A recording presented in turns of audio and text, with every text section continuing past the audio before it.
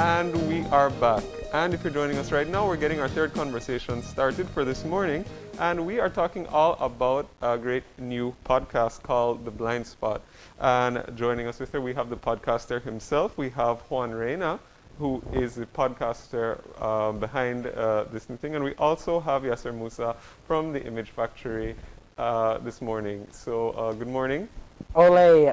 Good morning. Thank you. Good morning. Yeah, thank you for joining us as well. Of course, we appreciate it and interested to talk about this new podcast. So, Juan, why don't we talk a little bit about how the idea came about to start this? The idea was actually very simple. It doesn't really start off much as a high note of anything that began out of extraordinary proportion, actually. We, at the Image Factory, we got together, me, Mr. Gilvano, Mr. Musa, and of course, the great and wonderful Mrs. Carla. And we got together and we started thinking about what could we do with a podcast. And they pitched the idea to me, and of course I was on board because I thought, hey, why not? I got nothing else better to do. It's COVID.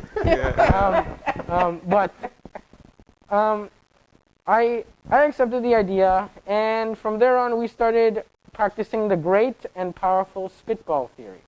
And this is when we would bounce ideas off of each other, and we would work with in the range of our content, and we would see what the show was going to be about. So in practice, the show was meant to be something very tiny, but I'm glad it grew the way it did. Yeah.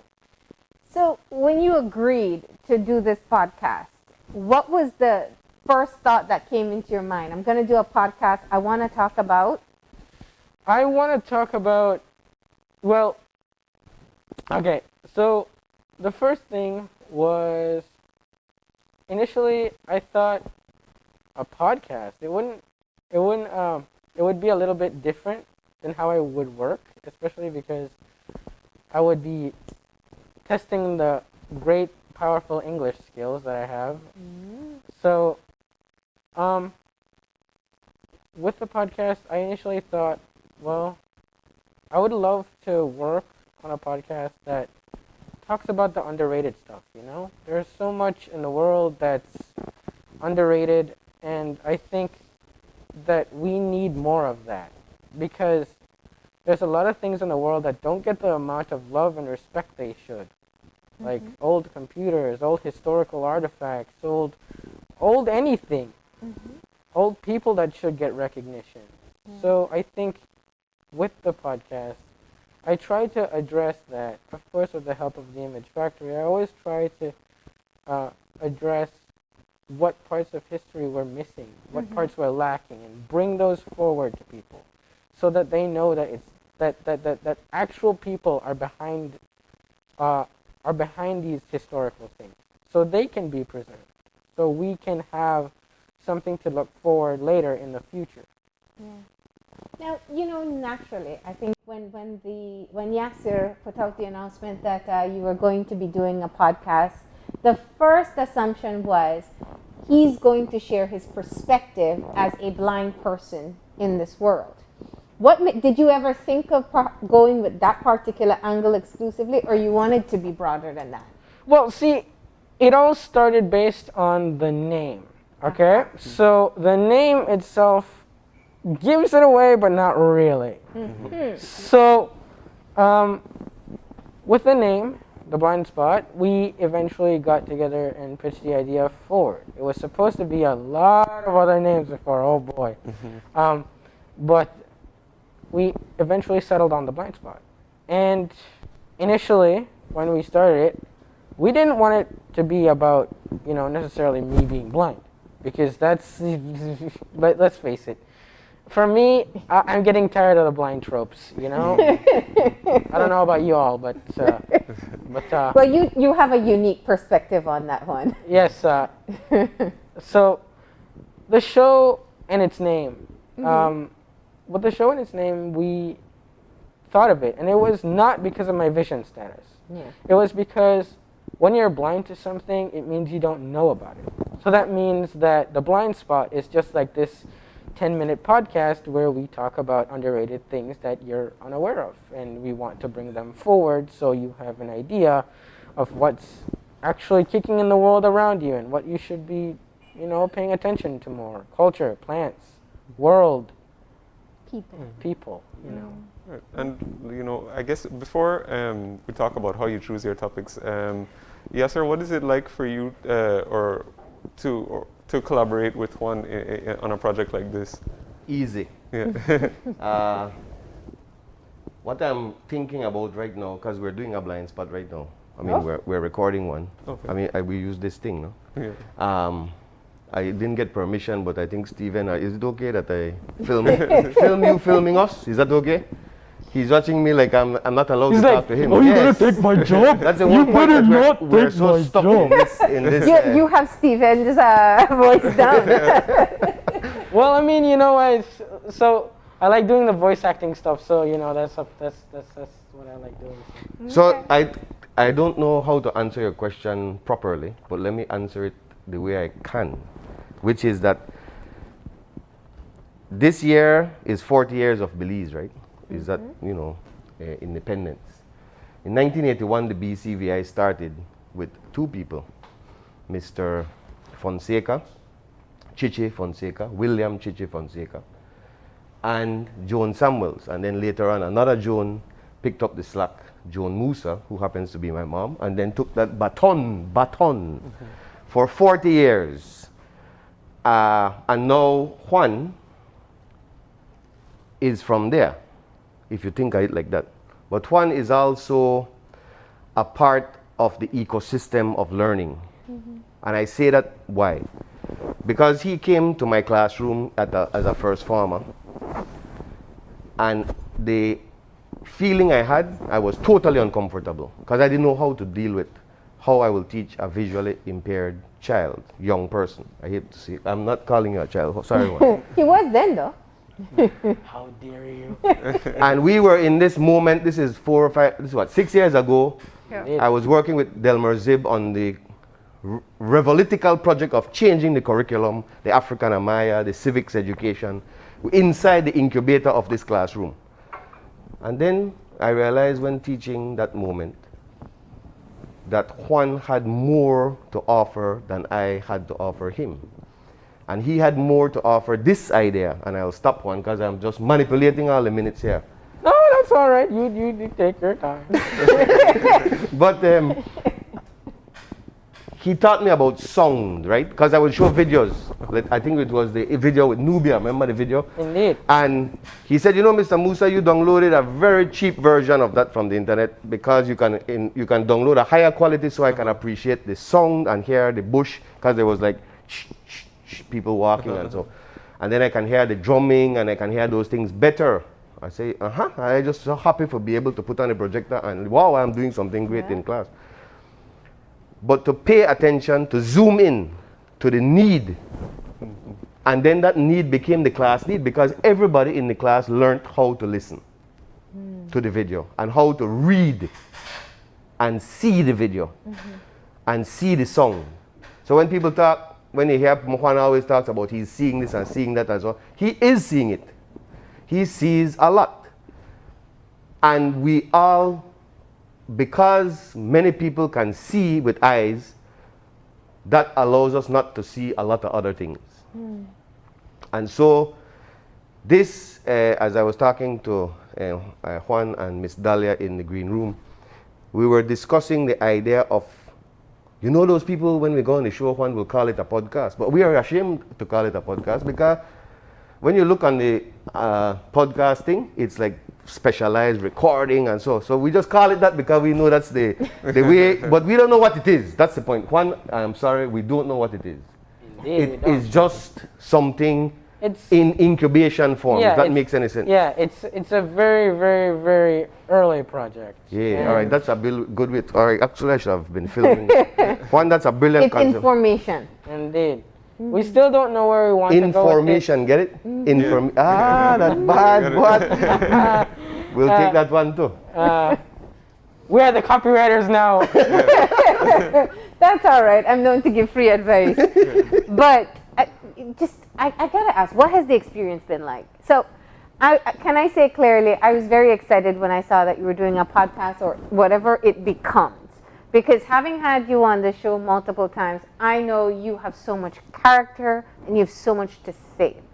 But I'm really interested in what Juan Reina now at, how old are you now? 20? 19. 19. All right. What Juan Reina now at 19 sees as his role in society, because you have been a trailblazer all through your education process, outspoken. Where do you see yourself now? What's your role?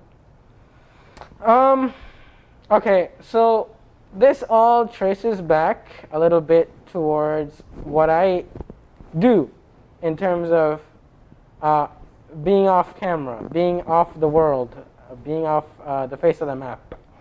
So what I would do is I use most of my time to read about old computers, study about old video games, listen to old computer and console music.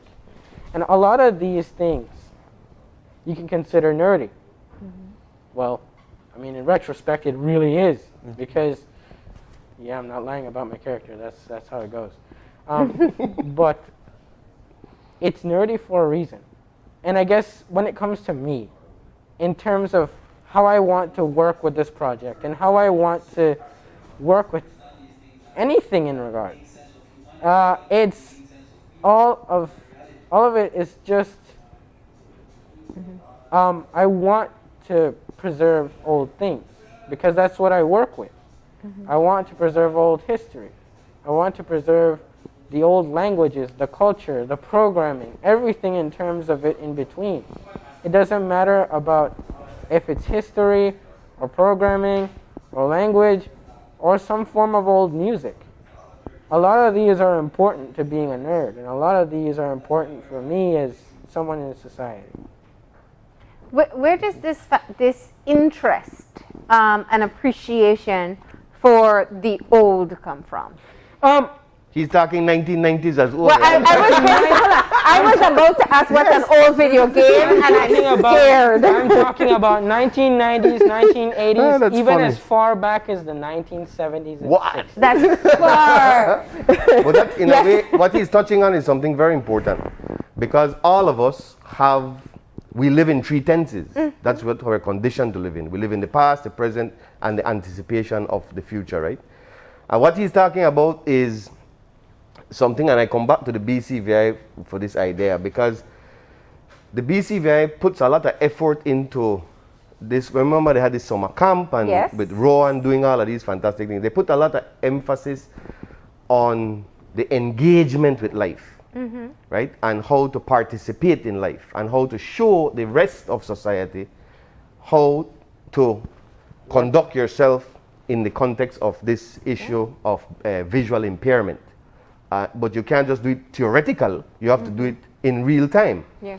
And so, for example, Juan's first 7 podcasts, and Gavin asked this question earlier, like, how do you come up with these topics? And he says there's a spitball theory. So we just make it up as we go along. But it has to then be grounded in a serious focus. So we go to Tea Kettle to talk to Miss Margaret Welcome, who has been making baskets for over 40 years. We go to Mascal to talk to Anthony Vaccario, who has been doing shirt. What's that stone that he uses? Is it flint stone? Yeah.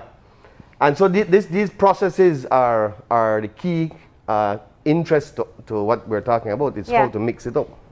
Okay, but now you have to tell me what's old music. Old music.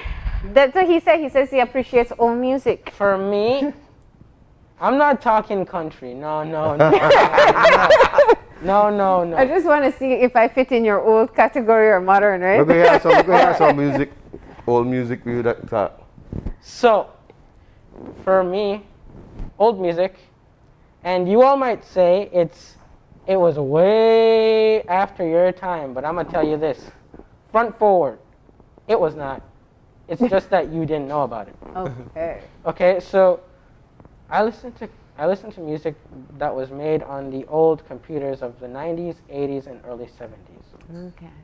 And these music were composed using assembly code, meaning programming had to be made to make music. Who would have thought? Anyway, aside from that, the music is plastered. The music, once it comes out through the speaker of the old computers. Or you could call it the sound chip, which is a soundboard that interprets the code and translates it into frequency. And the ear hears it as music. Now, with the old computers like the Atari and Commodore 64, even going as forward as the 1990s and 80s with the NES and Game Boy, you all probably might not have thought, and you all probably thought that this thing is insignificant and terrible and all of it sounds so breaky and distorting because it's a video game. It's not. People today are still making music on these old things. And that's with things like the Super Mario Brothers music from early 90s and the Duck Hunt music. All of these things, they weren't like MP3 files that you would put on a console and think that it would work. No. They were actual lines of code that were being ran through the audio processing unit of the console or computer, and they were being transferred as music to the ear. Wow. Well, you changed language there for a bit on me But when you went he knew what was to going on. with the computer What talk. you're talking about. You know what is chiptunes? You know what is chiptunes? Yeah. No. What is chiptunes, one? Chiptunes is basically music that was made on the old computers and or consoles. Yeah. Basically using a sound chip, like the Atari Pokey or the Commodore S. But there are many generations of young Belizeans who are completely in line with what he's saying in terms of how they grew up understanding sound and video through video game, no? Yeah. Yeah. Interesting. And your old video games are my childhood video games. Good to know. Now, if there's someone you would want to go and, if it's a podcast, an interview, whatever you want to call it, who do you want to get incorporated into the blind spot? Their voice, their conversation? Who's somebody you'd want to feature? Personally? I don't really care. No? Personally, If not For a me- person, a story. for then. me, it matters about the conversation that we have. Yeah. There was a time where I had Mr. Delmer Zib, and Mr. Musa still needs to go back and edit that one out. Anyway, aside from that, we talked, and we had a full-blown conversation for, I kid you not, half an hour. And this was because we were sharing very, very interesting points. I'm a person nowadays that is very debative, and I fall within the argument standard.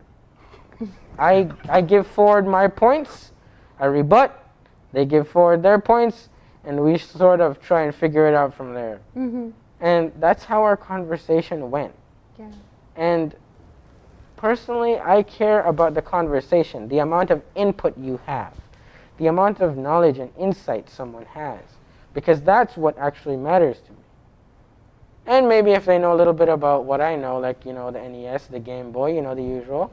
Well, he gives a lot of Stuff. homework to me, and he puts pressure on me because he gives me all these files of what's that show you want me to watch? Oh, the Mortal Kombat show, you need to watch but that man, one. I'm struggling, Juan. I watch one episode, but then I don't know how to talk to him about it because he knows so much, so I feel very insecure.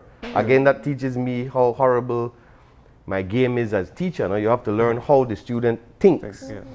But when I saw the first one, I realized, wow, this is very fascinating stuff that I'm completely Yeah. ignorant of. Yeah. Anyway, I'll get to it though, and once I finish with my swamp work. Oh, so he still hasn't done his homework. That's what you're saying. And if that happened But in it's his too class, much. what would be It's the too punishment? much. It's I mean, too much. I could understand him. Like, one episode is like 40 minutes long. I kid you not, it's movie quality audio. It's- Okay. But I think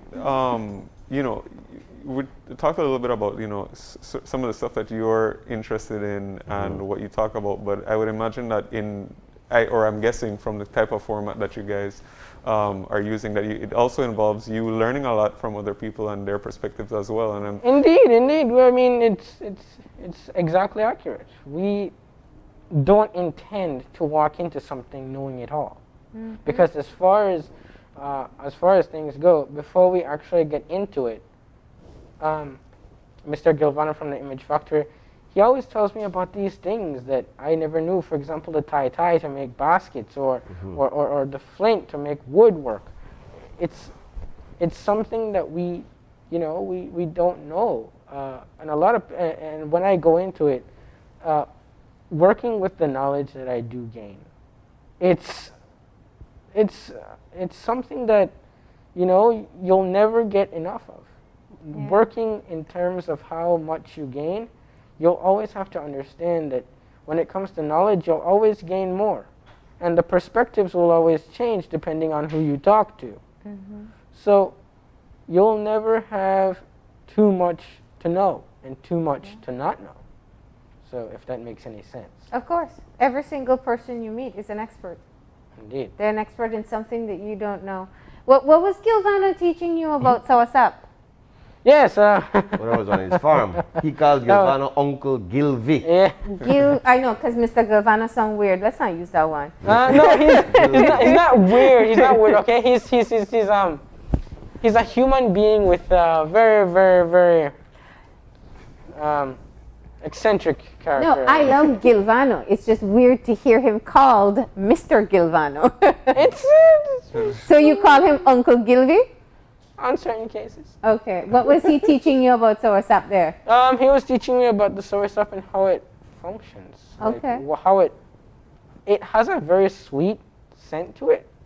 But he told me that the Sawasap has like spines, almost similar to how a porcupine's quills look like, in order to defend it from insects and stuff. So it doesn't become a fly's nest, if you will. So, So, like I said, there's always something I need to know, something, especially since plant things are never my style. I'm a nerd, so it doesn't fall within my category. So the more I know about it, the better. You see. There's another project, if I have 30 seconds to say, that Juan is working on, but it's very complex, and so it's overwhelming for me. For the past 6 months, we're building this new ecosystem of learning, and he's doing a lot of the audio recording. So he's reading key history paragraphs, letters from the 12th, 13th, way in the past, and parts of history books and stuff that we select. But the way he expresses and prepares for those like audio books, right? He's making a lot of audio. I don't want to say books because they not sound like podcast, but it's so lightweight. I don't feel we're there, but it's again in that incubation period where the learning through the air, reading through the air, to me is an important concept, because you can see how much Juan can articulate and conceptualize the world, which is important because critical thinking is a higher form of thinking. But because our systems are so locked into lanes of learning, we are not able to see the networking that is required to think bigger, right? And very often, just the way we learn is set up by people who learned in a different era with different tools. With Atari. Juan, have you played Atari today? But Juan, the way you are so detailed in your description and interpretation of audio, it's fascinating. I wanted to ask, there's also this new era of, and I'm going to get the word wrong, there's this era of videos where people are doing, they're recording special sounds, like squishing sounds and splashing. ASMR and stuff like that. Yes. Have you heard those? Indeed, I have. Yeah? What are your thoughts on those? Oh, they're pretty cool. But if you have a terrible mic quality, then they're pretty terrible. I might have you as a part of our quality assurance here. Coming to you with the free quality assurance since 1955. Or something. Okay, You see why his audiobooks are going to be a hit, I know. So, what has been the response that you've gotten so far? Have you spoken to people about the podcast that you've released? I've spoken to a friend from Norway, and I've spoken to a tiny bit of people, but like I said, it's something I would like people to actually find out on their own. Because whenever you find out about something, it just makes it that more exciting. It's like whenever I find out a whole new list of video games were never actually released in our country but only kept in Japan, it just makes me want to know about it more. And I kid you not, for 7 hours I would be trying to find out what were the names of these things, what were the music like, what were the sounds like, what was the backstory. Probably even trying to get a direct translation from Japan and trying to understand it sometimes in English breaks it. Yeah. But the point is, I always just want to learn more about these things, and if I find if I find something I didn't know, it just makes it that much exciting. The thrill of trying to learn new things, and especially trying to learn new things that you're interested in. Yeah. It just makes it a lot more worthwhile. I always tell Juan about a friend of mine where I learned about this idea, Miss Meg Craig, who is a powerful figure in our society as a name, but beside her name, her capacity for curiosity. Naturally. And in a way, that is the same spirit that Juan has, no? And to me, that is the touchstone where we can build a new architecture of learning. In other words, she's the female version of Curious George. And then what does that make you? I'm the curious. And I don't know. I couldn't come up with a better line for that. I sold my line on that. I wanted to make a good comeback for that, but I just couldn't. It's like, God damn. And that was my expectation of you. But don't worry, that gives us something to open with the next time you're here, right? Yeah. Okay. All right, the podcast is available online. Yes, YouTube. Just go to the blind spot, and we have 7 episodes, and then we're hoping then this one, which is this show, which started off in the green room, will show up. You guys were having a better conversation outside than inside. Don't answer that one, Juan. Please. We'll keep some things as behind the scenes. Well, in other terms, the only thing I'll say is that we were breaking the fourth wall. Yes, Oh. that's right. All right, but we are grateful that you came in. Definitely looking forward to seeing where this will lead. As you've clearly said, you're calling it a podcast, but you're not boxing yourself into that concept. Yeah. All right. Well, Juan, yes, sir. Thank you for being here this You're morning. kind. You're very kind. Thank you for having very us. much. All right. With that, we're going to go ahead and take that final break, and when we come back, we'll have our wrap-up. So stay tuned.